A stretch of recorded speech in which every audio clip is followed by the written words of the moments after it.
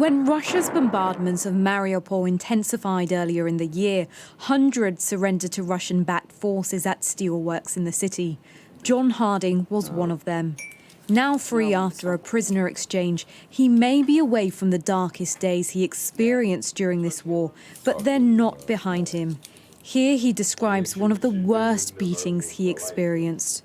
I was lying on the floor with my hands cuffed behind my back, and I was kicked in the chest, ribs, kidneys, in my face, and and one guy was actually stood on my hips, jumping up and down on me for a while. That lasted about 30 minutes, but it could have been longer, could have been shorter. To be honest, like, there's a few times I wish they'd just get it over with. If you're going to be killed, better just get it over with. On an emotional level, do you think you've even begun to process what you've been through? No. Obviously, I can't speak for it with the paper, but for me, it's been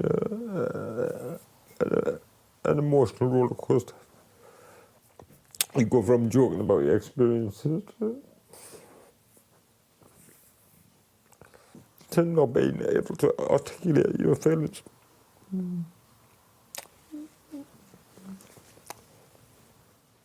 John says guards often beat him for fun, leaving him with numerous injuries. He suffered nerve damage to his hands, has several cracked ribs, his sternum detached from his ribcage, and he has a broken coccyx. His sister Denise described the day he came home. When he came into the room, he looked okay. He looked all right. And then I realised the damage they'd done.